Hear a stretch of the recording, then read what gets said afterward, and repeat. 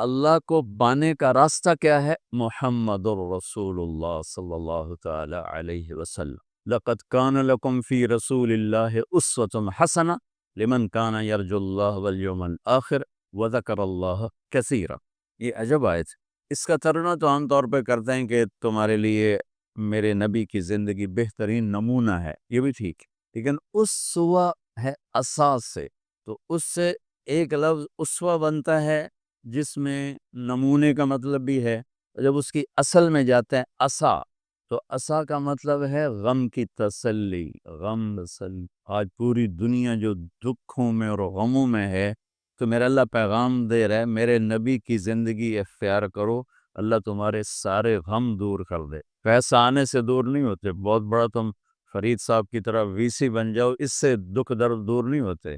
یہ اللہ کے رسول کے در پر جھکنے سے کیا خوبصورت ہے۔ لقد بات ہے یہ اور ہے ہی نہیں، لقد کانکم، اور اللہ تعالیٰ کہہ رہا ہے یہ صرف تمہارے لیے میں کہہ رہا ہوں، اسپیشل تمہیں کہہ رہا ہوں کہ میرے نبی کی زندگی اپناؤ، تمہارے غموں کی تسلی، لفظ اسوہ، تمہارے غموں کی تسلی، تمہارے دکھ درد دور ہون، کیونکہ جب تم میرے نبی کے طریقے پر آؤ گے میں تم سے پیار کروں گا، اور جب میں تم سے پیار کروں گا تو تمہارے راستے کھولوں۔ حسنتن، حسنتن، انسان خوبصورتی کو پسند کرتا ہے، حسن پرست ہے، اور خوبصورتی کی طرف کھنچتا ہے۔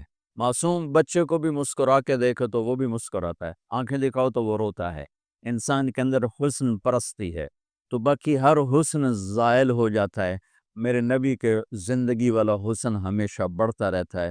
تو اسوۃ حسنۃ، تمہارے لیے میرے نبی کی زندگی سب سے خوبصورت نمونہ ہے۔ اس لیے اللہ نے اپنے حبیب کو بنایا بھی خوبصورت۔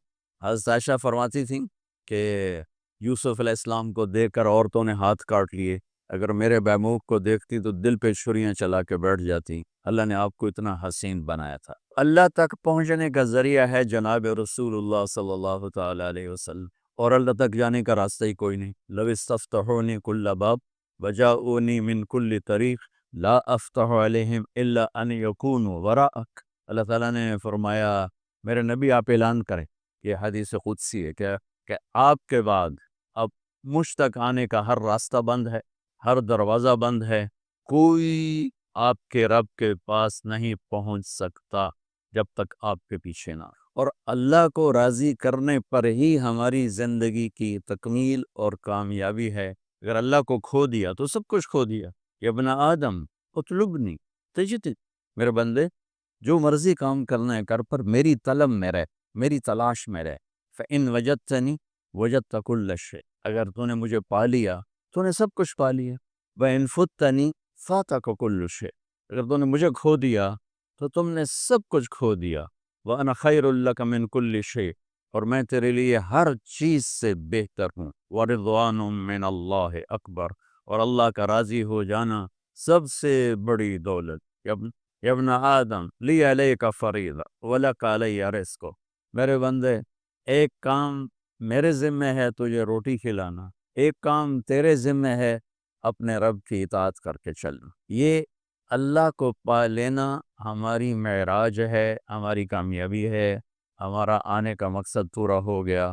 اللہ کو کھو کر گم کر کے کسی نے کچھ نہیں پایا، وہ ساری دنیا کا مالک بن جائے، بادشاہ بن جائے۔ سکندر اعظم نے بابل میں جب موت نے جھٹکا دیا تو ایک آہ بھری اور کہا کوئی ہے جو مجھ سے میری ساری حکومت لے لے اور مجھے اتنے دن مہلت دے دے کہ میں مقدونیہ جا کے مرنا چاہتا ہوں۔ ساری دنیا کو فتح کر کے یہ حسرت لے کر بابل میں ہی مرا، اور اس کے تابوت کو اسکندریہ لے گئے، مختلف قول ہیں، وہاں جا کے دفن کیا گیا۔ تو میرے عزیزو، اپنی منزل، اپنی اس طریقے زندگی میں اللہ کو اپنی منزل بناؤ، اللہ کہ یا اللہ تو مل جائے، تو مل جائے۔